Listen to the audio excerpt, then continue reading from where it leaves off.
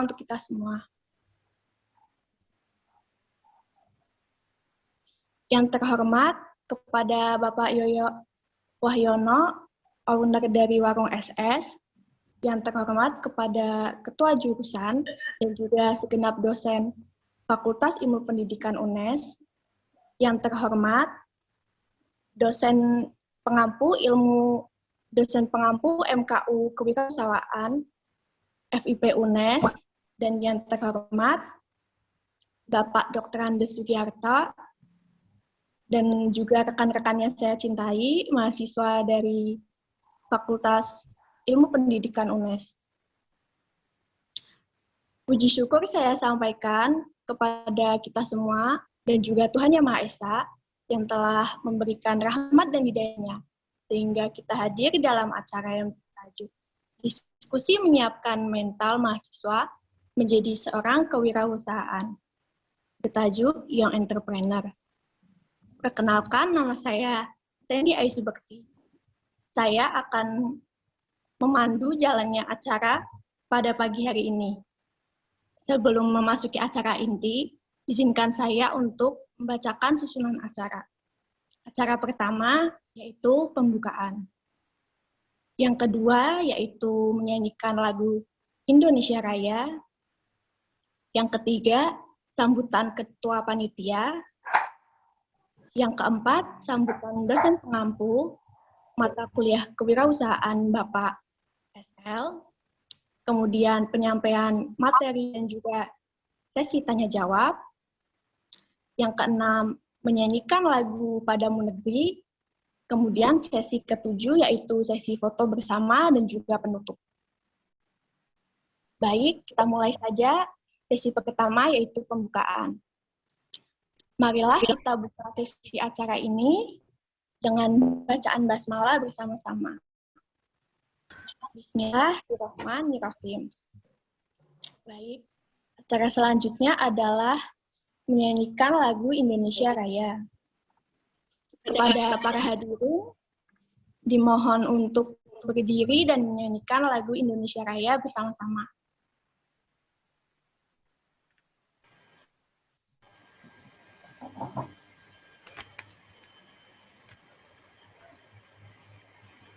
Oke, kita mulai ya.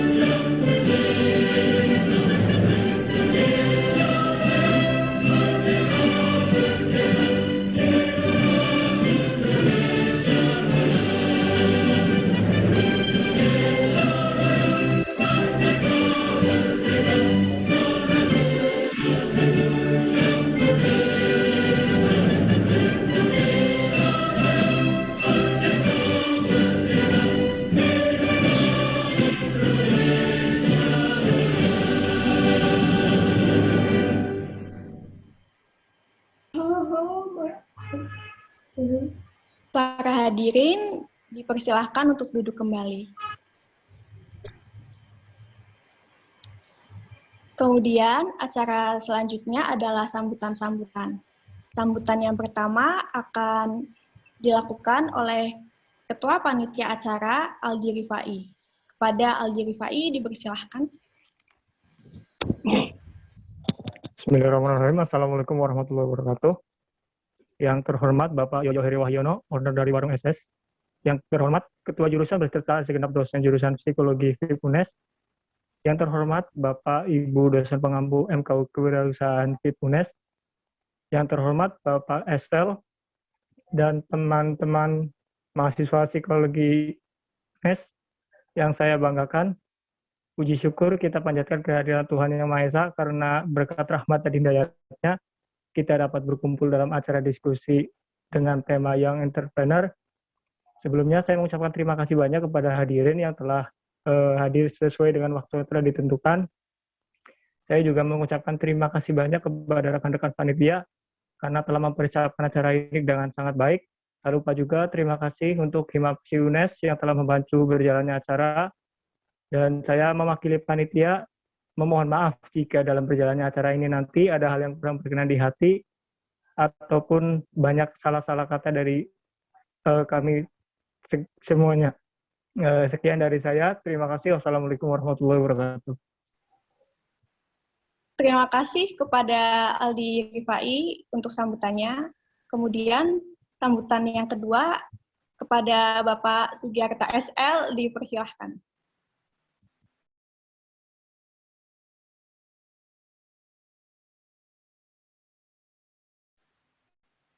Pak SL. Mohon maaf Pak, masih ke-mute itu mic-nya Pak. Ya, baik, terima kasih Mbak Sandy telah memberi kesempatan kepada saya dan khususnya kepada Mas Aldi yang telah mempersiapkan pertemuan ini sehingga bisa berlangsung sampai saat ini. Dan kepada Pak Yoyo, halo selamat pagi Pak Yoyo. 2 kali kita ketemu, dulu di VIP, sekarang di virtual. Saya tidak bisa nyentuh sekarang ya. Semoga tetap sehat Pak Yoyo ya. Terima kasih atas kesediaannya untuk menginspirasi. Yang kami hormati Ketua Jurusan, Ibunda Rahma yang cantik, serta rekan-rekan jurusan yang lain, serta Bapak Ibu dosen, pengampu mata kuliah kewirausahaan di FIP, Fakultas Ilmu Pendidikan, serta rekan-rekan mahasiswa yang kami sayangi.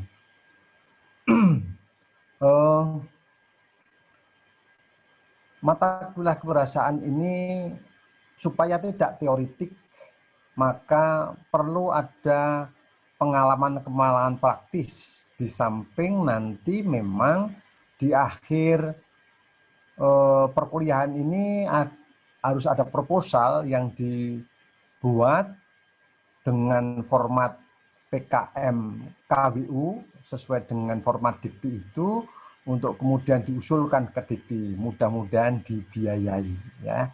Nah, dari pihak fakultas menginformasikan kepada saya, maka kami sampaikan kepada Anda bahwa di akhir mata kuliah ini nanti diusahakan supaya ada kegiatan wirausaha baik yang online maupun offline.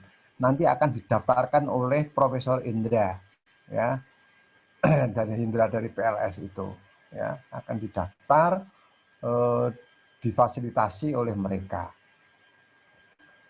Kewirausahaan menjadi sangat penting di masa pandemi ini. Mudah-mudahan nanti kita dapat cerita dari Pak Yoyo selama pandemi ini bagaimana mengatasinya. Saya masih teringat apa yang disampaikan Pak Yoyo pada waktu itu tahun 2018 ya, 18 nampaknya waktu itu. 18 atau 19, 18 ya. Omsetnya luar biasa ya, kalau 42 miliar itu kan luar biasa. Dan untungnya sebagian digunakan untuk teman-teman pegawainya, ada BPJS ketenagaan, ada beasiswa, nyarutang rumah dan sebagainya, ada aktivitas yang prososial. Semoga nanti ya mahasiswa ada yang dapat beasiswa separuh anak, berarti kalau beasiswanya bayarnya 500.000 ya dibayar separuh. Ya Pak Yoyo ya. Dan kami sekali lagi mengucapkan terima kasih Pak Yoyo kemarin memberi voucher ya. Voucher untuk makan gratis 40 ya. Makan gratis di situ, tapi ini kan masa puasa. Ya. Nah, kami berterima kasih untuk itu. Nah, Bapak, Ibu dan saudara-saudara mahasiswa bahwa kewirausahaan itu bukan tanpa risiko. Maka bagaimana Pak Yoyo cerita dengan risiko-risiko itu? Menurut informasi di beberapa literatur bahwa sebagian penduduk yang berwirausaha itu akan mempengaruhi kemajuan bangsa. Singapura 7% dari jumlah penduduknya itu berwirausaha. USA, Singapura 7% ya, 7%. Amerika itu 12% dari jumlah penduduknya yang berwirausaha. Jepang 10%. Data yang saya lihat tadi Indonesia 1,56%. 1,56 itu dari 250 juta, 270 juta ya masih 2 yutonan, ya 2 yuto 700-an. Ya, masih sedikit. Sehingga tema yang entrepreneur itu seperti yang dikatakan Pak Yoyo nanti dan dari Gibran ya. Gibran itu duitnya oke banget sekarang sebagai anak muda. Gibran wali kota itu ya. Sekarang Gibran wali kota ya.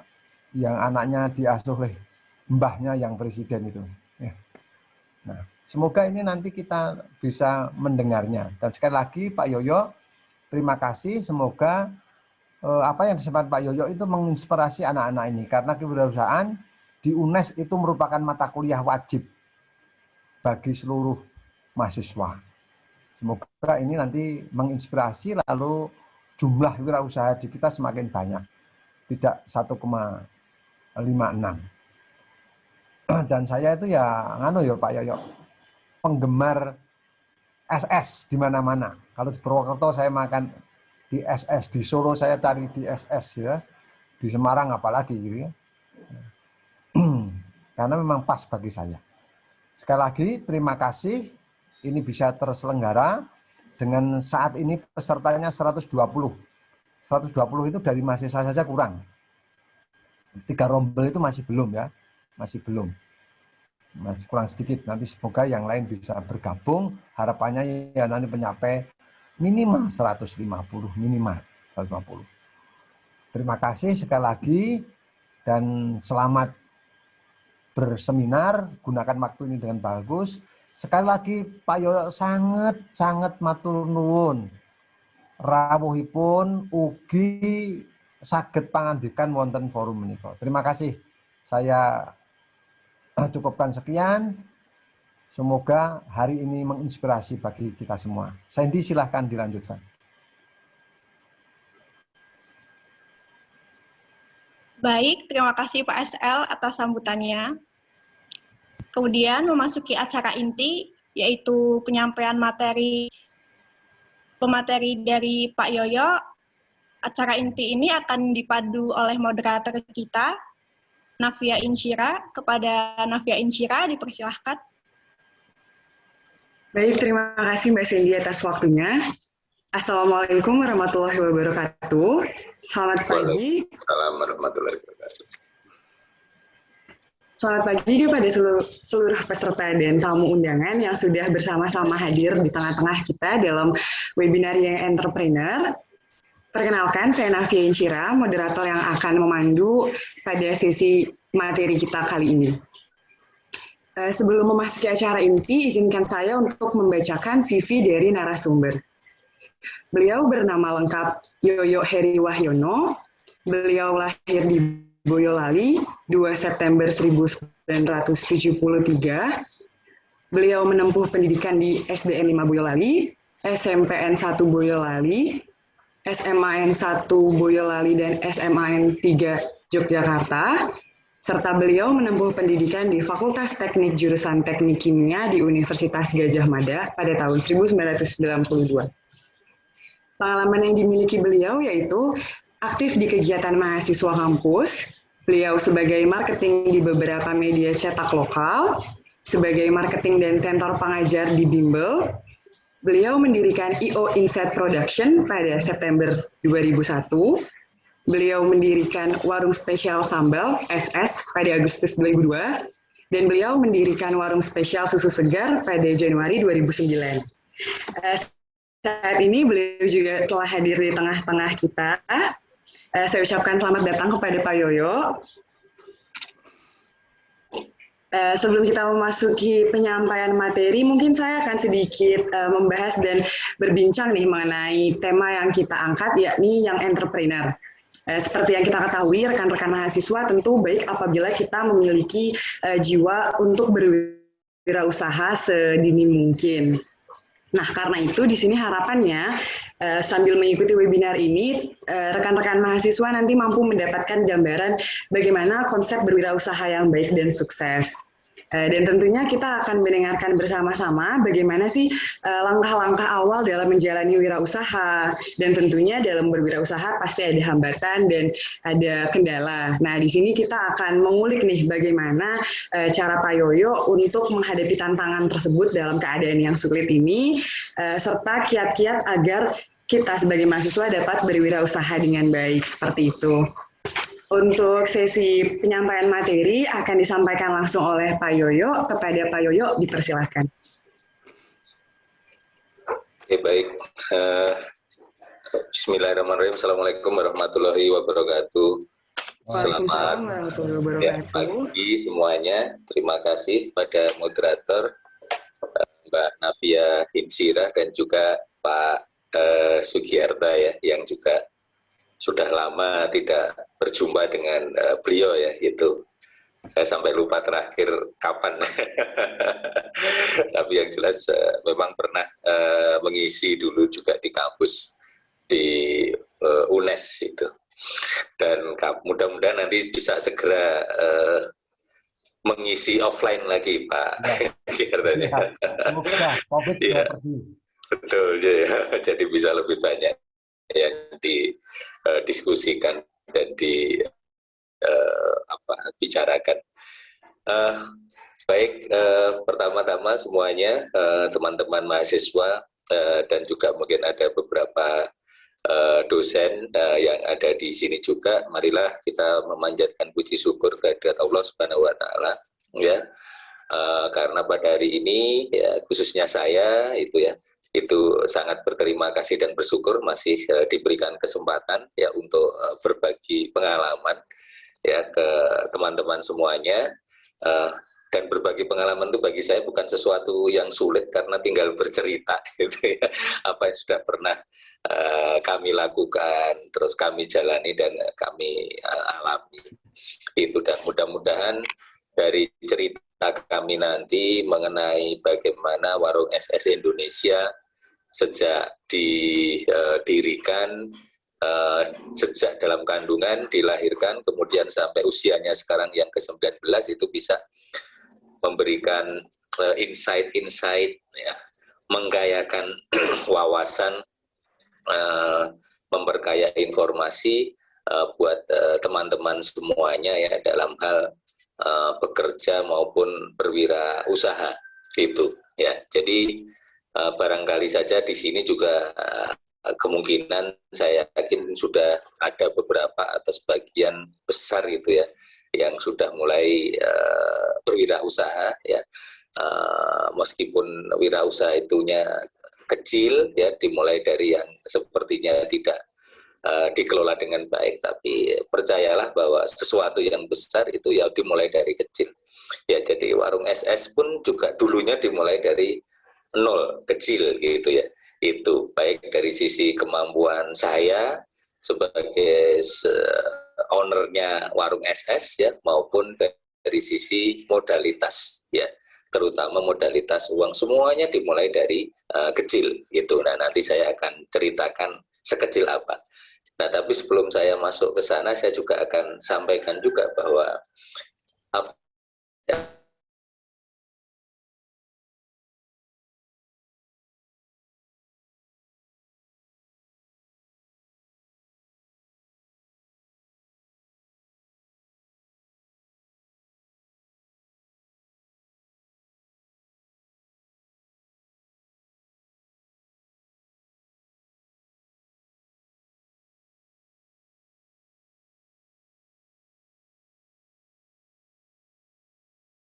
disampaikan oleh para pakar misalnya, ya, entah dalam marketingnya, entah dalam pengelolaan operasinya maupun dalam pengelolaan SDA, DSS, dan juga melihat perusahaan-perusahaan lain tumbuh dan berkembang, ya, dan juga bahkan perusahaan yang sudah maju semua punya karakter dan caranya sendiri-sendiri. Jadi tidak ada sebuah strategi dalam bisnis, tidak ada sebuah pakem dalam bisnis, ya, itu yang bisa dipakai untuk semuanya, tidak bisa, ya. Tapi dalam sebuah bisnis itu semuanya punya karakternya sendiri-sendiri, punya tantangannya sendiri-sendiri, punya dunianya sendiri-sendiri, sehingga apa? Dalam strateginya, dalam pengelolaannya, dalam hal nilai-nilai perusahaannya, itu semuanya punya kekhasannya sendiri-sendiri. Itu, ya. Yang dimana biasanya banyak diwarnai oleh si owner dari perusahaan itu selaku seseorang yang melahirkan usahanya. Jadi seperti melahirkan anak itu tentu berbeda-beda, ya, antara satu dengan yang lain, ya, itu dalam hal nilai-nilai strategi dan juga hal-hal yang sifatnya mungkin lebih bersifat teknis. Baik. Nah, terus ketika nanti memang ada yang berbeda, ya, begitu, ya, itu jadikan sebuah pengkayaan wawasan, ya, memperkaya khasanah informasi buat teman-teman semuanya. Prinsipnya yakinlah bahwa semakin kita kaya wawasan, semakin kita kaya informasi, ya, maka kita punya energi kreatif yang biasanya lebih banyak. Ya, kita juga akan punya daya inovasi, ya, yang lebih besar. Itu. Dan kita juga akan lebih banyak punya alternatif untuk solusi terhadap permasalahan-permasalahan yang kita hadapi. Ya, maka banyak mendengar, banyak siapapun dan dari manapun itu akan sangat memberikan kekuatan lebih, ya, karena pengkayaan terhadap pengalaman, informasi, wawasan itu akan membuat seseorang dia lebih dibanding yang lain, punya keunggulan kompetitif secara pribadi dibanding dengan yang lain. Itu baik. Saya lanjutkan. Terus kemudian nanti saya bercerita tentang warung SS ini tidak akan lama, ya, nanti akan lebih banyak menerima pertanyaan-pertanyaan. Jadi ibaratnya buku saya hanya bercerita summary-nya saja, ditambah nanti ada informasi dalam bentuk video yang nanti akan diputar yang mudah-mudahan bisa melengkapi, ya, cerita saya tentang bagaimana warung SS Indonesia ini tumbuh dan berkembang. Itu baik. Yang pertama, warung SS itu berdiri atau dimulai beroperasi hari pertama itu tahun 2002, tepatnya 20 Agustus. Ya, jadi sampai hari ini itu sudah 19, ini sudah tahun ke-19 di 2021 ini. Itu. Nah, awal berdirinya, misalnya dilihat yang tadi saya sampaikan semuanya dimulai dari nol, itu misalnya dari sisi saya sendiri yang memulai. Ya, jadi saya sendiri yang memulai waktu itu tahun 2002, itu status saya masih mahasiswa.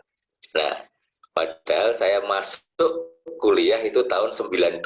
Berarti apa? Berarti itu tahun ke-10 saya kuliah. Sekarang tidak ada, ya, kuliah kok 20 semester.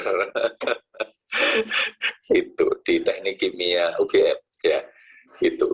Nah, jadi waktu saya mulai usaha saya itu sudah 29 tahun, mahasiswa kawaan yang pada akhirnya pun tidak lulus. Nah, ini contoh yang keliru, gitu, ya, jangan ditiru makanya.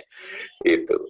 Nah, dari situ kemudian dari background itu, dari kejadian itu, maka warung SS berdiri, ya, karena ketika saya itu seorang mahasiswa sudah 29 tahun masih mahasiswa, IP-nya juga hanya 2,2 kalau tidak salah. Itu kalaupun lulus tidak akan laku, ya, bekerja sebagai engineer. Itu, ya, perusahaan-perusahaan chemical engineer tidak akan mau menerima seorang fresh graduate yang sudah 29 tahun dan IP-nya hanya 2,2. Nah, dari situ pada akhirnya saya berpikir, ya, terus nanti saya meretas saluran rezeki untuk masa depan saya dari mana, gitu, ya. karena dari background akademik sudah tidak mungkin. Pada akhirnya saya harus berwirausaha, harus merintis usaha untuk mempertahankan hidup. Jadi awalnya warung SS itu didirikan tidak direncanakan untuk menjadi besar, gitu ya. Jadi hanya motivasinya itu hanya mempertahankan hidup. Nah, salah satu cara yang paling simpel ya tidak usah ngelamar ke sana kemari ya, itu ya membuka usaha sendiri. Nah, itu langkah yang simpel tapi komprehensif, complicated dalam hal modal, gitu ya, terutama modalitas mental itu. Nah, terus kemudian pada saat memulai warung SS itu otomatis ya, karena background saya secara ekonomi keluarga juga tidak bukan termasuk orang yang cukup ya. Jadi bapak ibu itu adalah guru, sementara bapak itu sudah meninggal sejak saya kelas 1 SMA, ibu itu guru SD, maka bisa dibayangkan dari sisi modalitas usaha ketika membuka usaha pertama pun tidak mungkin usahanya itu langsung bermodal besar, gitu ya. Itu. Nah, terus kenapa pemilihan membuka usahanya untuk mempertahankan hidup itu kuliner itu berdasarkan dari hobi saya, gitu. Jadi memang sejak saya kuliah bahkan sejak SMA itu sudah senang memasak, gitu ya. Itu dan kuliah ya itu salah satu aktivitas rutin saya itu adalah ketika masih kos itu memasak sendiri itu. Nah, jadi ditanya misalnya dikejar lebih jauh, wirausaha kenapa memilih kuliner? Ya karena saya punya hobi masak. Nah, kenapa memilih usaha yang sesuai dengan hobinya? Karena waktu itu saya berpikir ya kalau saya itu beraktivitas ya dalam hal ini bekerja mencari uang ya itu dari aktivitas yang saya senangi, ya saya berpikirnya saya akan senang ya bekerja di dalamnya. Artinya itu sesuatu yang dekat dengan hati saya itu. Nah, ketika saya melakukan sebuah aktivitas atau pekerjaan yang dekat dengan hati saya itu. Dan saya dari pengalaman saya itu juga merasa seakan-akan itu anti lelah gitu. Jadi ketika kita bekerja di dunia atau di sesuatu yang kita senang itu menjadi anti lelah, kayak orang duwe kesel gitu ya bahasa Jawanya itu. Iya. Dan yang berikutnya itu motivasi untuk belajar itu sangat tinggi. Ya jadi dari awal kuliah saya itu sampaikan karena sudah senang masak itu ya belajar resep, belajar tentang bahan baku, itu sudah senang. Bahkan ketika warung SS pertama didirikan itu saya sudah menguasai 15 resep sambal gitu ya. Itu artinya karena dunia dapur itu saya senang ya, nakniknya senang ya otomatis belajarnya itu kan juga senang kan gitu. Ya, itu. Nah, dari situ maka semua syarat untuk mencapai sebuah kesuksesan itu hampir ada ya dalam sebuah prinsip ketika kita senang akhirnya bisa bekerja dengan cinta ya terus menjadi anti lelah, motivasi tinggi ya keinginan belajar juga tinggi ya dan yang lebih penting lagi ketika membuka wirausaha itu pencapaian angka-angka ya itu menjadi tidak begitu membuat stres itu ya itu. Jadi berpikir simpelnya itu kalaupun usahanya itu tidak laba masih rugi paling enggak sudah senang gitu loh. Sudah dapat senang, sudah bisa menjaring keindahan-keindahan yang lain selain keindahan rupiah kan gitu. Kan dalam usaha itu tidak selalu dapat rupiahnya. Ya kadang-kadang zong gitu ya padahal sudah bekerja keras dan lain-lain gitu ya. Itu seringkali terjadi. Ya, itu. Tapi ketika rupiahnya zong tidak indah dan kita senang dengan yang kita lakukan, maka ya keindahan akan tetap bisa kita jaring sehingga semangat tetap bisa tinggi. Nah, itu. Jadi kenapa kuliner itu karena senang masak. Kalau kenapa sambal, baru ditanya lagi. Jadi seperti yang saya sampaikan, tahun 2002 itu belum ada usaha rumah makan yang mengibarkan bendera sambal itu belum ada. Bendera soto banyak, bendera ayam, bakso sudah banyak, ya. bendera es teler, nasi goreng, bakmi banyak, tapi bendera sambal itu belum ada. Sambal kemasan itu belum ada. Jadi sambal kemasan itu baru booming itu 5 tahun, 6 tahun terakhir. Ya, kalau rumah makan kuliner yang mengusung pedas, mengusung cabai, mengusung sambal itu baru mulai muncul tahun-tahun 2009.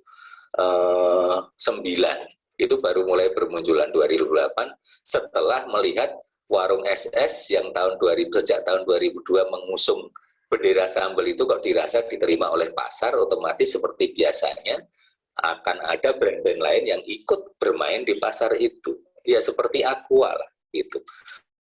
Aqua itu kan awalnya juga bermain air mineral sendiri. Tapi begitu itu bagus ya akhirnya banyak brand-brand air mineral botolan yang lain. Teh botol kan juga gitu ya.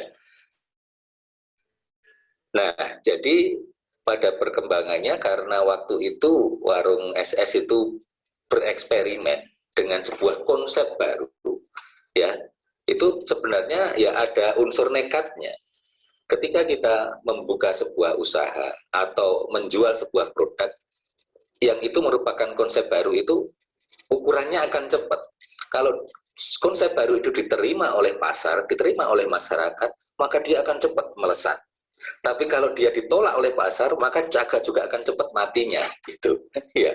Makanya dulu waktu itu saya memberi waktu ke warung spesial sambal SS itu 6 bulan. Kalau 6 bulan jualan sambal ini tidak diterima oleh pasar, ya saya akan putar haluan, akan jualan pecel lele seperti yang lain. Itu. Kalau ditanya, lo jualan sambal apakah hanya sekedar mengibarkan bendera sambal? Tidak. Jadi anti mainstreamnya adalah tahun 2002 itu tidak ada orang jual sambal. Karena apa? Sambal itu paketan, gratis gitu loh. Jadi kalau beli ayam ya otomatis dapat sambal, beli pecel lele ya dapat sambal. Ya. Tapi SS begitu berdiri itu sambal itu dijual, dipisahkan dari lauk, dihargai sendiri. Itu belum ada dulu itu. Jadi kalau beli lele ya lele tok. Kalau belum tambah nggak order sambal ya nggak dikasih sambal. Ya, beli ayam juga ayam tok. Nah, itu salah satu yang selain masalah nama ya yang berbeda, itu juga masalah bahwa sambal SS sejak tahun 2002 itu dijual dan waktu itu belum ada. Ya. Kuliner yang sambal itu dijual, berani menjual sambal tersendiri dan di packing sendiri, artinya disajikan terpisah gitu. Terus yang berikutnya yang berbeda lagi apa? Yang berbeda lagi memang pada saat itu jumlah sambal kita langsung banyak. Ya, jadi kaki 5. Oh ya saya belum menyentuh. Jadi berdirinya itu awalnya dari kaki 5 ya. Itu dan di kaki 5 itu langsung ada 15 jenis sambal dan semuanya itu pedes kan gitu. Nah, itu waktu itu ya tidak ada sambal itu tidak dideklar ya kalau usaha kuliner yang lain ya. Baik. Nah, terus itu kalau ditanya kenapa sambal ya, itu karena waktu masih kuliah itu saya sudah seneng naknik di dapur, terus sudah seneng naknik resep sambal, sehingga waktu kuliah itu sudah menguasai 15-an menu sambal gitu ya itu. Nah, warung SS kemudian mulai berdiri, dimulai di kaki 5 tahun 2002 20 Agustus dengan modal 9 juta ya. Itu terus 9 juta itu ada dari tabungan saya sendiri ya, karena waktu itu juga nyambi jadi tentor di bimbingan belajar itu. Terus juga dari adik sepupu untuk semacam investasi gitu ya, bagi hasil itu waktu itu. Nah, itu.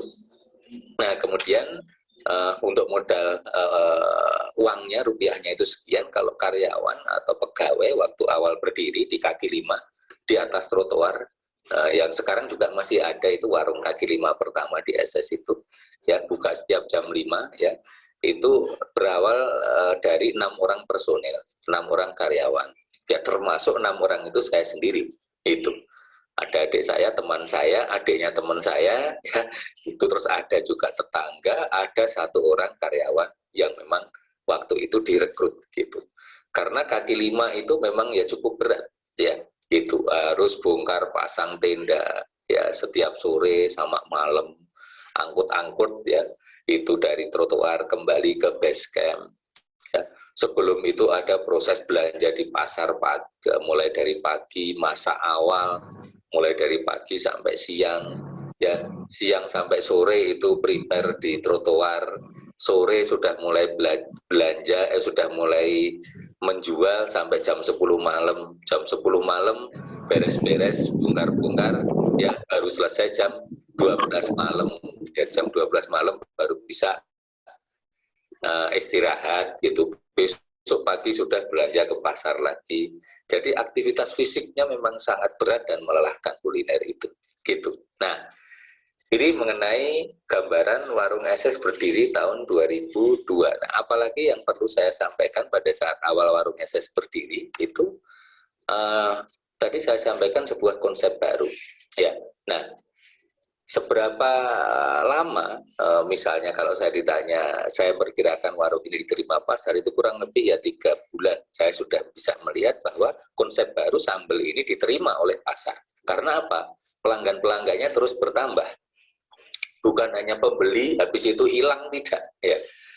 Tapi pembeli datang lagi menjadi pelanggan. Ya. Pelanggan kemudian datang lagi membawa temannya. Nah, itu artinya apa? Itu pembeli menjadi pelanggan, terus kemudian pelanggan menjadi agen promosi kita, karena dia mempromosikan membawa temannya untuk makan di SS. Artinya, waktu itu saya berpikir, oh SS ternyata bukan hanya menjadikan seseorang pembeli menjadi pelanggan, tapi menjadikan seorang pelanggan itu merekomendasikan ke yang lain.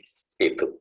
Nah, mungkin ada beberapa kesan termasuk sambal itu ternyata menjadi sesuatu yang waktu itu ternyata ditunggu-tunggu mungkin gitu ya oleh para penggemar pedas ya. Itu karena di Jogja kan kebanyakan waktu itu sambal itu manis ya gitu. Ya, jadi jarang sambal itu pedas, padahal di Jogja itu banyak orang luar Jawa Tengah, luar Jogja yang senengnya itu pedas kan, mungkin seperti itu. Nah, pada akhirnya warung SS ya, itu saya yakin sudah laris ya, selama kurang lebih 3 bulan pertama saya kelihatan bahwa kami itu laris. Cuman permasalahannya sudah laris tapi tidak bisa laba kan gitu. Nah, itu permasalahan manajerial berikutnya. Sudah laris, sudah capek, tapi tidak laba atau belum laba, itu berjalan kurang lebih 1,5 tahun, gitu ya. Jadi SS sudah laris ya, tapi tidak laba, ya. Itu. Nah, kenapa tidak laba? Banyak hal, karena memang waktu tadi saya sampaikan, saya sendiri dalam hal manajerial, dalam hal bisnis itu masih nol, belajar otomatis ya. Di situ masalah efisiensi, masalah harga gula, itu yang masih terus-menerus selama kurang lebih 1,5 tahun itu harus kita upayakan agar bisa apa? Agar bisa dari sudah laris itu kemudian menjadi laba, itu butuh waktu kurang lebih 1,5 tahun. Itu ya. Itu. Jadi dengan kerja fisik yang capek itu tadi selama kurang lebih 1,5 tahun itu dalam tanda kutip labanya zong itu ya. Hanya bisa hidup dari sana. Gitu ya. Itu. Baik. Terus kalau pebisnis sekarang kebanyakan tidak laba 6 bulan sudah berhenti gitu ya. Itu jadi wah ini nggak cocok, sudah 6 bulan tewas capek-capek itu. Nah, itulah yang saya sebut modalitas mental, itu memang salah satu yang justru tidak banyak dimiliki oleh perintisan usaha atau entrepreneur muda sekarang. Ya. Jadi pengusaha pejuang ya. Itu tidak hanya dibutuhkan waktu merintis kok gitu. Jadi seorang pengusaha yang berjiwa pejuang itu dibutuhkan bahkan ketika usahanya sudah besar. Semakin besar sebuah perusahaan itu tantangannya juga akan semakin besar. Kalau seorang owner bisnis tidak punya jiwa pejuang, ya saya bilang, wong raksasa bisnis seperti Sony itu saja bisa runtuh kok gitu loh. Ya. Seperti Sony, Minolta, Kawasaki, kurang apa coba gitu. Itu saja bisa runtuh gitu. Ya, gitu. Ya, apalagi usaha-usaha seperti SS ya bisa runtuh itu kalau tidak terus-menerus diperjuangkan. Itu. Jadi tidak ada jaminan sebuah perusahaan besar, saya tadi bahkan langsung saya contohkan, orang Jepang itu kurang apa pinternya, kurang apa kerja kerasnya, toh banyak perusahaan Jepang juga rontok oleh perusahaan Korea, kan gitu. Sekarang perusahaan Korea sudah mulai rontok juga oleh brand-brand Cina, kan gitu. Ya. Begitu juga brand-brand lokal, banyak kan gitu di kuliner yang umurnya tidak panjang-panjang kan gitu. Sementara kalau kita lihat McD, KFC, Pizza Hut, brand-brand dari sana itu kok umurnya bisa panjang-panjang ya itu. Sementara brand-brand lokal coba nanti umurnya ada yang puluhan tahun, itu jarang ya itu. Ya, 10 tahun, 12 tahun, terus nanti ownernya sudah ganti bisnis yang lain kan gitu, runtuh lah gitu. Kalau kita bicara kuliner. Oke, kembali ke sini. Kemudian SS 19 tahun kemudian atau akhir-akhir ini yang ingin saya berikan gambaran. Tadi bagaimana SS lahir, terus sejak dalam kandungan lahir dan berjuang di awal-awal sudah saya coba untuk sedikit ceritakan ya. Nanti silahkan ditanyakan tentang apapun di sana ya. Terus sekarang saya bercerita sesuatu usaha yang tidak direncanakan menjadi besar itu pada akhirnya oleh Allah itu kemudian didorong menjadi besar seperti sekarang. Nah, menurut saya SS itu sekarang besar karena apa? Dari jumlah personil atau karyawannya yang tadinya 6 sekarang kurang lebih 3.800-an kan gitu. Dari satu cabang kaki 5 sekarang ada 98 cabang di Jawa dan Bali dan 1 ada di Kuala Lumpur itu misalnya. Dan warung SS yang sebanyak itu tidak waralaba, tidak franchise, ya, tapi dikelola oleh satu manajemen. Jadi dari 3.800 karyawan di warung SS itu 488 diantaranya itu di kantor. Ya, jadi yang ngantor itu banyak di warung SS itu, sisanya di warung-warung itu.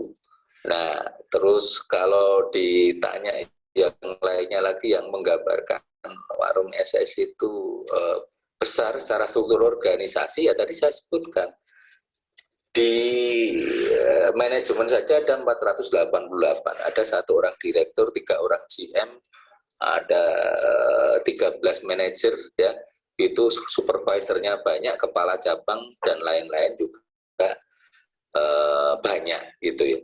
Itu yang lainnya lagi di warung SS dari strata pendidikan personilnya atau karyawannya itu ya mulai dari SMP ada sampai dengan S2 juga ada gitu ya, meskipun ownernya sendiri tidak punya S itu karena tidak lulus kuliah itu tadi, tapi punya SS ya, itu sarjana sambel itu paling tidak.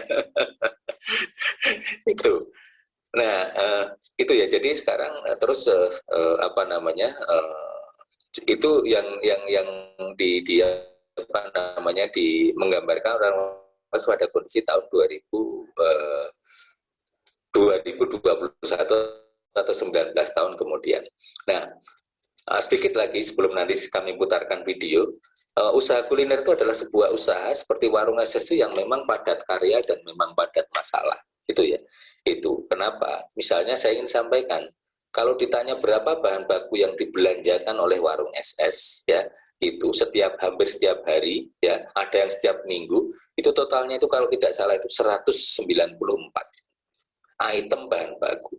Mulai dari yang namanya bahan baku langsung, cabai, garam, moto, terasi, bawang merah, bawang putih dan lain-lain, sampai bahan baku tidak langsung itu seperti tisu, kertas bungkus, tusuk gigi dan lain-lain, itu ada 194 item. Itu bisa digambarkan dari pengelolaan keuangannya pun, pencatatan belanjanya saja sudah paling tidak 194 gitu. Belum pencatatan transaksi biaya, yaitu transaksi penjualan. Berapa ratus ribu ya transaksi ya, itu kalau SS itu melayani langsung eceran. Nah, saya katakan bukan hanya dari sisi jumlah bahan baku yang menggambarkan betapa kuliner itu merupakan sebuah usaha yang memang panjang rantai kerjanya. Tapi apa? Saya ingin sampaikan, lihat saja rumah makan itu atau rumah makan sekecil apapun itu rantai kerjanya panjang. Karena apa? Dia belanja bahan mentah, ya. Kemudian punya pabrik yang namanya dapur, dia punya pabrik sendiri, ya. Dia juga punya gudang sendiri, ya. Terus dia punya toko sendiri. ya, melayani langsung eceran. Ya, tidak melalui distributor, tidak melalui agen. Ya, jadi rantai kerjanya kan panjang. Kalau bicara misalnya Indomie, ya, itu kan dia hanya punya pabrik. Yang mendistribusikan itu sudah perusahaan lain, yang menjual toko-tokonya itu sudah Alfamart, Indomaret, dan lain-lain. Indofood tidak menjual retail sendiri, kan gitu. Kalaupun menjual retail sendiri satu payung, ya dia itu sudah beda manajemen. Sementara kalau warung SS itu kan tidak. Mulai dari belanja bahan baku mentah, nyimpen, masak, sampai melayani menjual eceran, transaksi, itu kan semuanya ditangani sendiri. Ya. Nah, makanya di situ sangat kompleks permasalahannya. Makanya salah satu usaha atau sebuah kewirausaha yang memang cukup melelahkan secara fisik maupun mental, ya itu memang kuliner, gitu ya, itu kuliner, itu. Jadi biasanya kalau pengusaha itu lulus di usaha kuliner, itu biasanya dia akan lulus di usaha-usaha yang lain, gitu ya, gitu, karena lengkap, ya, gitu. Baik. Nah, saya kira itu ya sebagai pengantar untuk tanya jawab kita pada kesempatan kali ini.